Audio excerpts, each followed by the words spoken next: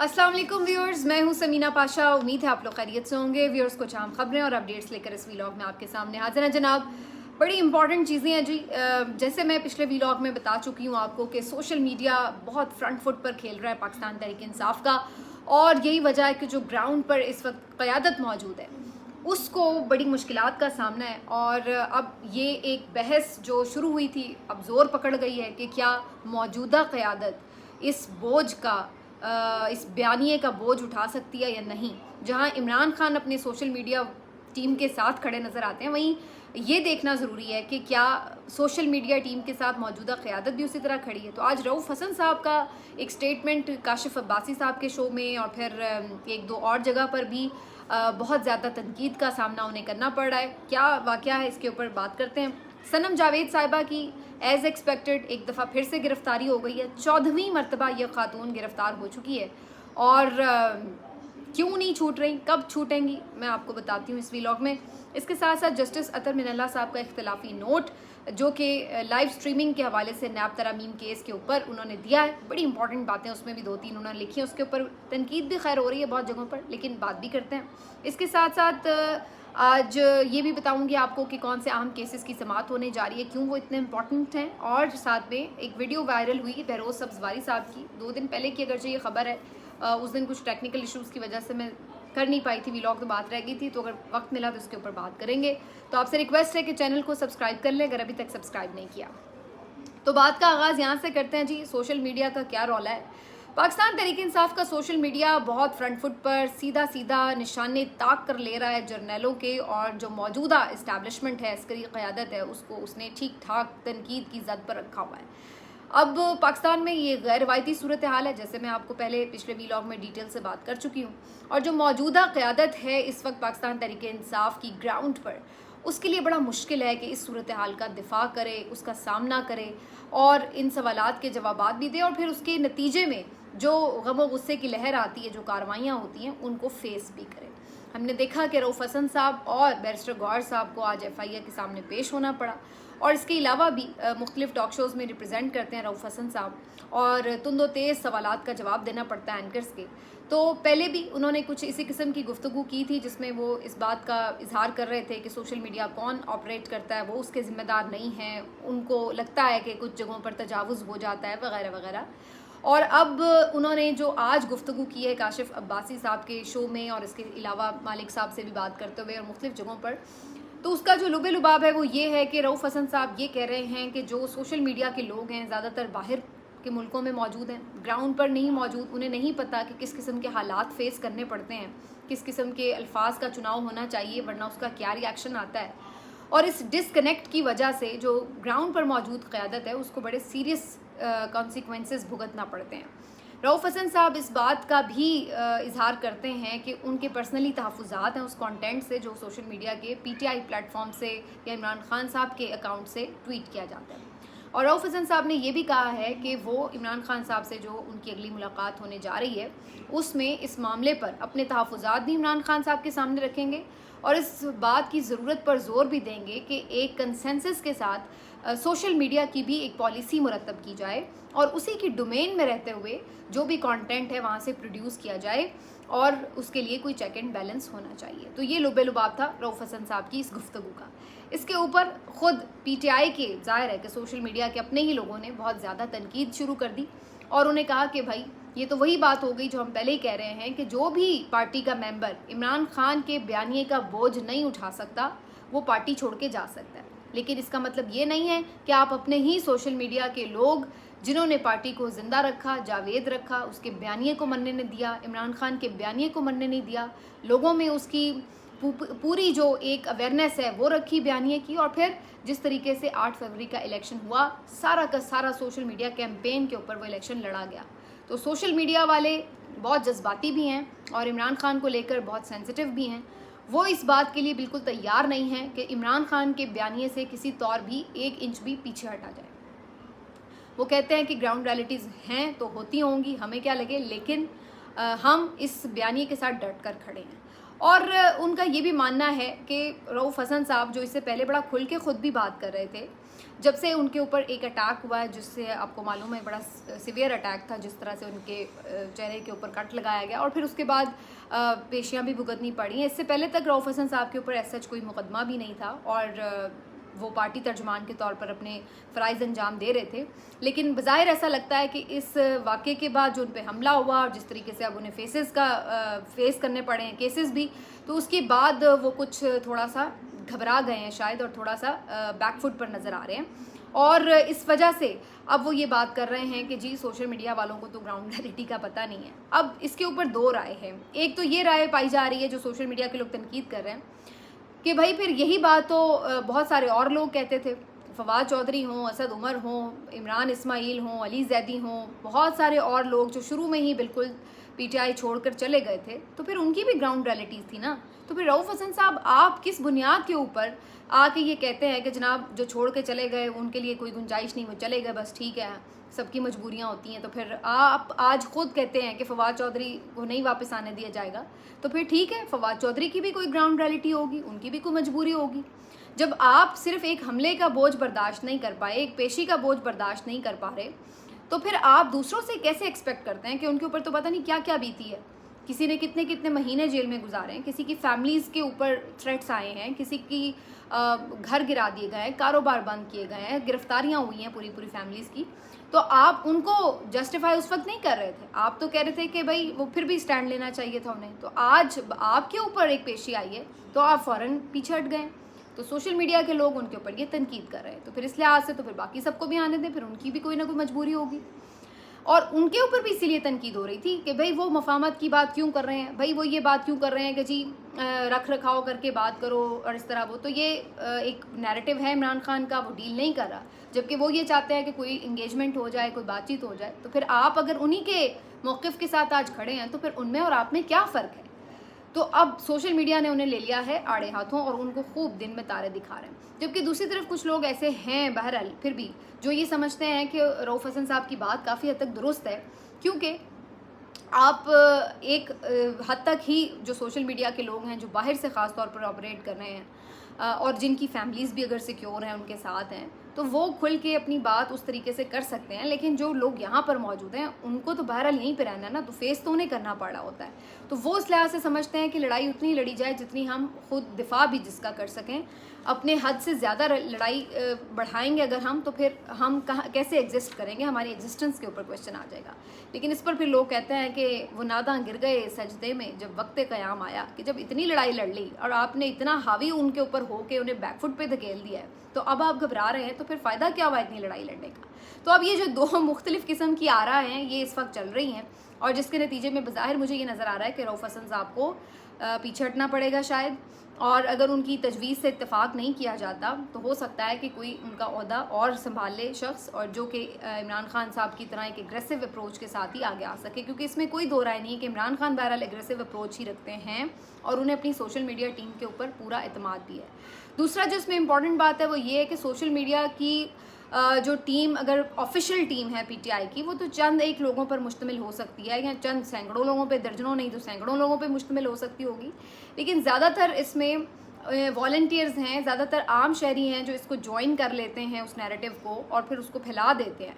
तो आप जब ये बात करते हैं कि जी सोशल मीडिया टीम, तो क्या आप ये कह रहे हैं कि जो बाकी लोग हैं उनका पल्स पे हाथ नहीं है? बेसिकली जो सोशल मीडिया पर रिफ्लेक्ट हो रहा है वो तो वही है जो आम लोग सोच रहे हैं। तो आप कैसे उसको डिसओन कर सकते हैं? इसका मतलब आप तो फिर खुद अपनी आवाम की जो फीलिंग्स हैं उसको डिसओन कर रहे हैं। तो बहरहाल ये एक नैरेटिव की जो जंग है ये अपने अंदर शुरू हो गई है, जिसमें अल्टीमेटली बज़ाहिर मुझे लगता है कि अगेन सोशल मीडिया ही जीतेगा। क्योंकि अभी तक तो हमने यही देखा है कि सोशल मीडिया के ने जिस मामले पे स्टांस लिया है, उन्होंने अपनी तरफ से उसको पीछे वो नहीं हटे हैं, भले उन्हें कुछ भी इस पे फेस करना पड़ा हो।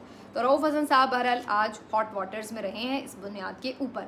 अब देखते हैं खान साहब इस पे क्या फ़ैसला करते हैं। लेकिन अब ये लोग पीछे पड़ गए हैं रऊफ़ हसन साहब के ओहदे के और कह रहे हैं कि जी इन्हें हटाओ, जो बंदा खुल के आके बैटिंग करेगा, चौके छक्के लगाएगा, वही खेले, जिसने डर डर के खेलना वो फिर भले पीछे जाके बैठ जाए चुप करके। तो वो अब इस तरह की सिचुएशन बन गई है। और आगे बढ़ के खेलने वालों में सनम जावेद साहिबा भी शामिल हैं। सनम जावेद साहिबा को आज गुजरावाला पुलिस पकड़ के ले गई सरगोदा जेल के बाहर से। जैसे मैंने आपको पिछले व्लॉग में बताया था, सब चीज़ें रेडी थी और रिहाई यकीनी थी, लेकिन जैसे ही वहाँ पर पहुँचे हुए थे उनके फैमिली मेम्बर्स बड़ी तादाद में, पुलिस के एहलकार पहुँच गए, इतनी बड़ी तादाद में पहुँच गए कि जैसे पता नहीं कोई कच्चे के डाकू पकड़ने आ गए हैं, इतने बड़े गैंगस्टर्स को ही पकड़ने आ गए हैं, इतनी बड़ी तादाद में पहुँचे हुए थे। वो बालिश भड़ की इतनी सी लड़की है भाई, आप पकड़ लें उसको क्या इतनी फ़ौज पूरी लेके आप आ गए नफरी। तो उनको देख कर अंदाज़ा हो चला था, और फिर ऐन तवक्को के मुताबिक जैसे ही वो बाहर निकली हैं तो उनको गिरफ़्तार कर लिया गया। लेकिन कमाल है भाई उस खातून के ऊपर भी, हंसती मुस्कुराती वो चली गई, थप्पड़ मार के चली गई। कहने लगी, उनके हस्बैंड ने पूछा कि भाई सनम फिर क्या ख्याल है, आए हुए गुजरांवाला वाले? तो उसने कहा कि क्या फ़र्क पड़ता है, गुजरांवाला की हो पुलिस या फैसलाबाद की, क्या फ़र्क पड़ता है। और वो बड़ी मुस्कुराते हुए अज़्म हिम्मत की दास्तान सुनाते हुए गिरफ़्तारी दे के उनके साथ हो ली। और उसके बाद भी वहाँ पहुँचकर भी उनको एक दिन के लिए रिमांड पे भेज दिया गया, सुबह उन्हें पेश किया जाएगा कोर्ट में। तो वहाँ पे भी वो यही बात कर रही थी कि इमरान खान ने कहा है कि ख़वातीन को मेरी कोई नहीं हरा सकता और हम ये साबित करके दिखाएं, और फिर मुस्कुराने लगी। और मैं आपको बताऊं कि उसकी रिहाई में वाहिद वजह क्या है, वो यही मुस्कुराहट है। जैसे इमरान खान कहता ना कि इन लोगों की हसरत ही रहेगी कि मेरी आंखों में डर देख सकें, तो वैसे ही जैसे वो लीडर जो है ना वो नहीं डर रहा, वो डटा हुआ है, वो खड़ा हुआ है, वो ना खौफजदा हो रहा है, ना डील की मिन्नतें कर रहा है, ना कोई उसमें कॉम्प्रोमाइज़ की कोई झलक नज़र आती है, ना वो परेशान होता है, वो कॉन्फिडेंट है। उसकी आप बॉडी लैंग्वेज देखें, उसका आप तनतना देखें, वो वैसे ही है। वही चीज़ जो है वो आपको इनकी ख़वातीन में नज़र आ रही है।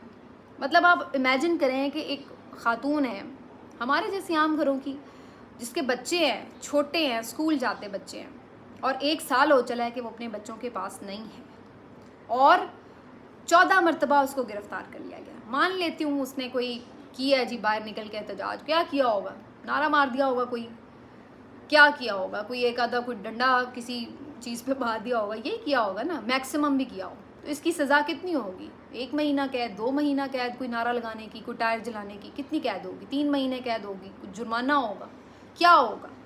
इससे ज़्यादा कोई बंदा तो नहीं वो मार के आई ना, बंदा तो कोई मरा ही नहीं हो, ना फौजी, ना कोई पुलिस एहलकार, ना कोई 9 मई को, तो बंदा तो नहीं कोई उसने मारा, या अकेली कोई सारे जगहों पे आग तो नहीं लगाती फिर, ना हमने कोई ऐसी फुटेज देखी है। तो क्या मैक्सिमम उसने किया होगा, कितनी की बड़ी वो दहशतगर्द है। तो 1 साल से ज़्यादा तो सज़ा नहीं होगी किसी भी इस तरह की चीज़ की। लेकिन आप अंदाज़ा लगाएं बेहिसी का, बेशर्मी का, पूरे सिस्टम की। तो 14वीं मरतबा उसको गिरफ़्तार किया, और उसका हौसला फिर भी नहीं टूटा, वो आज भी उसी तरह मुस्कुराती। और यही मुस्कुराहट प्रॉब्लम है, क्योंकि जो दूसरी तरफ मुखालिफ बैठे हैं वो कहते हैं यार हम तो चाह रहे थे कि रोए, कि डर जाए, चुप करके बाहर निकले, उसके बाद दुबक के कमरे में बैठ जाए। ये तो मुस्कुरा रही है, ये तो विक्ट्री का साइन बना रही है, इसको तो फ़र्क ही नहीं पड़ा। ये तो अभी भी पेशी पे आती है तो आके पटर पटर पटर मरियम की बैंड बजा के चली जाती है, इसको कैसे छोड़ दें? तो वो ये मुस्कुराहट ख़त्म करना चाहते हैं, वो ख़त्म ही नहीं करती। ये रौला है सारा। लेकिन कब तक करेंगे आप अपने आप को, आप एक्सपोज करके कब तक करेंगे? इसके पीछे मरियम नवाज़ है, इसके पीछे इदारे हैं, इसके पीछे जो कोई भी है, शेमलेस है कि आप एक निहत्ती लड़की के साथ जुल्म सितम करते चले जा रहे हैं, क्योंकि वो अपनी मर्ज़ी की बात करती है, इसलिए सिर्फ। ये कौन सा कसूर है? और मतलब हद होती है बेशर्मी की। आप एक केस में अगर उसको पकड़ा भी है, उसकी ज़मानत बनती है, उसको दें, ट्रायल करें, जो सज़ा बनती दें। 14 मरतबा गिरफ्तारियाँ, इनके रोने धोने नहीं ख़त्म होते थे। मैं फ्राइंग पैन से कपड़े प्रेस करती थी, मैंने टॉयलेट साफ़ किए, ये वो। आप 14 मरतबा गिरफ़्तार हुई मरियम नवाज़ साहिबा, क्या बात करी आप? तो ये इन लोगों के हालात वाक़यात है, और यही रुकावट है, ना वो गिरता है ना ये गिरती हैं, और पता नहीं कितनी हुई मरतबा और गिरफ़्तारी हो। तो बाकी अदालतों के ऊपर क्वेश्चन मार्क है जी। अपने फ़ैसलों की आप हालत देख लें क्या हो रही है, कैसे रद्दी की टोकरी बनाए हुए हैं आपके फ़ैसले इंतज़ामिया ने। तो क्या आपने इनके साथ करना है? आपकी फ़ैसलों के साथ जो हो रहा है, आप भी मोहसिन अख्तर क्या नहीं बन जाएं, आप भी जस्टिस बाबर सत्तार बन जाएं। देखें फिर कैसे नहीं अमल दरामद होता। तो जितनी आप ढील दे रहे हैं, या आपको ही टके टोकरी कर रहे हैं, आपके अहकामात को टके टोकरी कर रहे हैं। जस्टिस अतर मिनल्ला साहब ने आज इख्तलाफी नोट लिखा है नैब तरामीम केस में लाइव स्ट्रीमिंग के ऊपर। 4 जजेस एक तरफ थे, और जस्टिस अतर मिनल्ला साहब ने आज अपना इख्तलाफी नोट लिखा है। बड़ी इंपॉर्टेंट बात है उनकी। उन्होंने कहा देखिए जी, ये अवामी दिलचस्पी का केस है, सीधी बात है, क्योंकि इमरान खान कोई आम कैदी नहीं है, मकबूल लीडर है, और ये बात 8 फरवरी के इलेक्शन में साबित हो चुकी है। और वो कहते हैं कि अगर हम किसी वजह से कि कोई सियासतदान यहाँ पर है केस का हिस्सा तो इसलिए जी हमने नहीं दिखाना, तो इससे तो ऐसे लगेगा कि अदालत किसी जानिबदारी का मुजाहरा करिए या किसी दबाव में है, तो ये गैर मुनसिफाना अमल होगा। तो हमें ऐसे कोई तासुर नहीं देना चाहिए। साथ ही उन्होंने कहा कि हमारे माशरे में जो कुछ हो रहा है हम उसके ऊपर आंखें नहीं बंद कर सकते कि हम शुतुरमुर्ग की तरह रेत में सर दबा के बैठ जाएं कि जी सब ठीक है सब ठीक है। फिर उन्होंने एक बड़ी इंपॉर्टेंट बात की, उन्होंने कहा कि आज हम अदलिया के पिछले किए हुए जो गलत फैसले हैं उनका इजाला कर रहे हैं, उनकी गलतियां हम ठीक कर रहे हैं। ये ना हो कि आज हमारी गलतियां की हुई कई सालों बाद कोई और उसको ठीक कर रहा हो।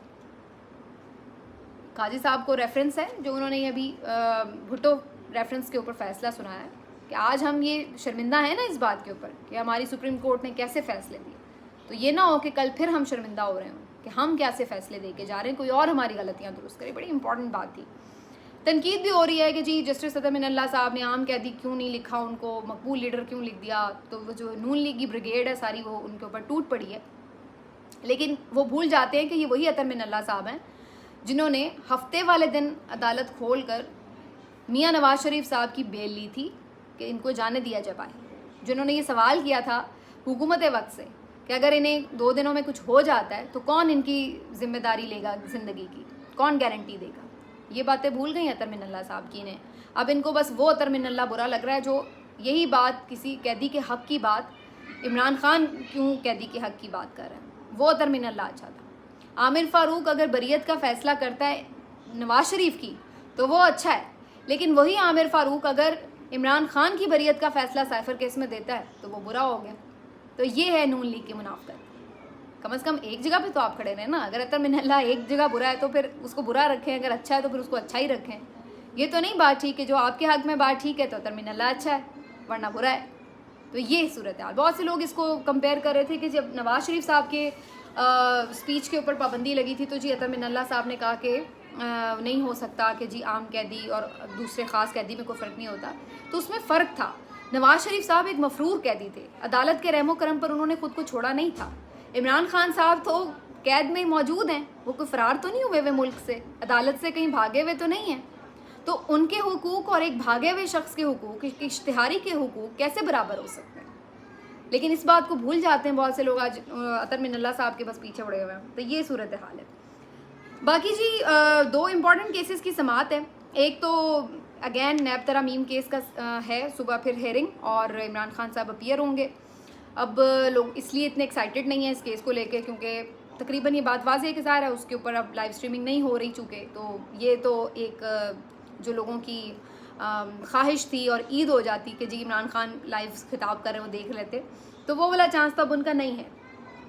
तो इसलिए सबको ये बस इंतज़ार होगा कि शायद कोई पहली तारीख की तरह कोई एक आधी तस्वीर निकल आए, कोई लीक हो जाए। पिछली दफ़ा तो वो भी नहीं हुई, लेकिन फिर भी उसके बावजूद भी इंतज़ार रहता है क्योंकि बहरहाल सुप्रीम कोर्ट में बड़ी तादाद में लोग जाके इस केस को विटनेस करते हैं, देखते हैं और फिर वो आके बाहर अपने अपने तरीके से बताते हैं कि इमरान खान साहब की क्या। और इमरान खान साहब जेल अडयाला में गुफ्तगू करें या सुप्रीम कोर्ट में काजी फायज़ साहब के साथ मुखातिब होंगे, उनसे कोई बात करें, तो दोनों सूरतों में बहरहाल उनकी गुफ्तगू भी इंपॉर्टेंट होती है और ज़ाहिर सबकी इस तरफ तवज्जो रहती है कि वो बात क्या करें। बल्कि नैब तरामीम केस में तो इस वक्त हो ये रहा है कि केस के ऊपर बात कम हो रही है कि जनाब केस किस तरफ जा रहा है, नैब तरामीम रुकेंगी या डिज़ोल्व हो जाएंगी या क्या होगा, बल्कि इस बात पे सारा दिन ध्यान रहता है कि इमरान खान ने बात क्या की, उन्होंने किस तरह की शर्ट पहनी हुई थी, वो किस अंदाज से बैठे हुए थे, उन्होंने कितनी दफ़ा मुस्कुराए, कितनी दफ़ा खांसी की, कितनी दफ़ा उन्होंने काजी साहब से बात की, कितनी दफ़ा सर हिलाया। तो ये बातें ज़्यादा इंपॉर्टेंट हो जाती हैं।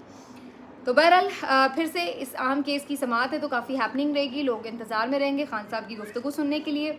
और एक और बड़े इंपॉर्टेंट केस की समाअत है जी इस्लामाबाद हाई कोर्ट में। इलेक्शन एक्ट तरमीमी ऑर्डिनेंस को चैलेंज किया है शोएब शाहीन साहब ने और ये बड़ा इंपॉर्टेंट है। ये वही मामला है कि जिसमें नून लीगियों ने ये वारदात डाली है कि जनाब ऑर्डिनेंस जारी करवाया है कि जी जो इलेक्शन ट्राइब्यूनल्स हैं वहाँ पे सिटिंग जजेस की बजाय रिटायर्ड जजेस जो हैं वो ट्राइब्यूनल्स के फ़ैसले करें।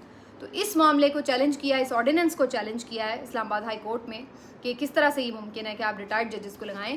तो इस की जो एक प्रॉब्लम है वो ये कि जस्टिस आमिर फ़ारूक साहब इसकी समाअत कर रहे हैं और वो अभी तक तो हम यही देख रहे हैं कि इलेक्शन कमीशन के मामले में या नून लीग के मामले में काफ़ी उनके जो फ़ैसले उनके हक़ में जाते हैं। तो बज़ाहिर मुझे तो खैर बहुत ज़्यादा चांस नज़र नहीं आ रहा कि वो इस ऑर्डर को सरेंडर करेंगे, लेकिन एक चीज़ है कि अगर जो भी इस पे फैसला आता है उसको फिर आगे सुप्रीम कोर्ट में जाकर चैलेंज ज़रूर करेगी पीटीआई। वहीं से फिर बात समझ में आएगी कि आगे ये सिलसिला बरकरार रहता है या नहीं। लेकिन इस सारी सूरत हाल में होगा ये कि कुछ मज़ीद वक्त वो खींच लेंगे, इसके अलावा तो इसका कोई ज़्यादा तरीक़ाकार नहीं है, क्योंकि इसको रिटेन रखना बड़ा मुश्किल है। क्योंकि इस सारे प्रोसेस में इलेक्शन ट्रिब्यूनल में इलेक्शन कमीशन तो ख़ुद एक फ़रीक होता है, तो अपने फ़रीक के ऊपर वो ख़ुद ही कैसे अदम एतमाद करके और ख़ुद ही फ़ैसला कैसे उसके बारे में कर सकता है, ये एक बड़ा बारीक सवाल है।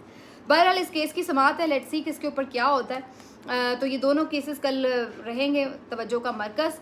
आखिर में बस अब क्या बात करूँ, वैसे बहरोज़ सब्ज़ वाली बात तो पुरानी हो गई है और उसके ऊपर बात अक्सर लोगों ने कहा कि आपने उसके ऊपर बात नहीं की, उसके ऊपर मैं क्या बात करूँ। सबको पता है कि इमरान खान ड्रिंक नहीं करते, शराब नोशी उन्होंने कभी नहीं की, और ये गवाही उनके बहुत से जो फेलो प्लेयर्स हैं वो भी दे चुके हैं, बैरून मुल्क के भी प्लेयर्स दे चुके हैं, यहाँ पर बहुत से सहाफ़ी दे चुके हैं, और वो इस बात के गवाह हैं कि इमरान खान साहब शराब नोशी कभी नहीं करते थे। जब वो प्लेयर भी थे, क्लब्स में भी जाते थे, तो बल्कि अक्सर वहाँ जाके दूध ऑर्डर कर दिया करते थे। बहरोज़ सब्ज़ वारी साहब बज़ाहिर तो इमरान खान साहब के तारीफ़ें करते नज़र आ रहे हैं कि जी उनके ऊपर आपको साबित नहीं, लेकिन बारीक सी काम ये डाल गए हैं कि जी वो सिर्फ एक ड्रिंक लेते थे और उसके बाद नहीं लेते थे। तो मुझे नहीं समझ में आया कि उनका मकसद क्या था ये बात करने का। ये बात तो एक फ़ैक्ट है, इसके ऊपर अब मैं क्या बात करूँ कि इमरान खान शराब नोशी नहीं करते। तो बहरहाल ये वीडियो काफ़ी वायरल हुई थी, जिसकी वजह से बहरोज़ सब्ज़ वारी साहब भी खासी तनकीद का निशाना बने हुए थे। लेकिन मेरा ख़्याल है कि अब ऐसी बातों पे क्या तवज्जो दी जाए, जो चीज़ें ऑलरेडी फैक्ट हैं और उसको लोग मानते भी हैं, तो उसके ऊपर क्या बात की जाए। मिलते हैं आपसे अगले वीडियो में, अपना ख्याल रखिए, अल्लाह हाफ़िज़।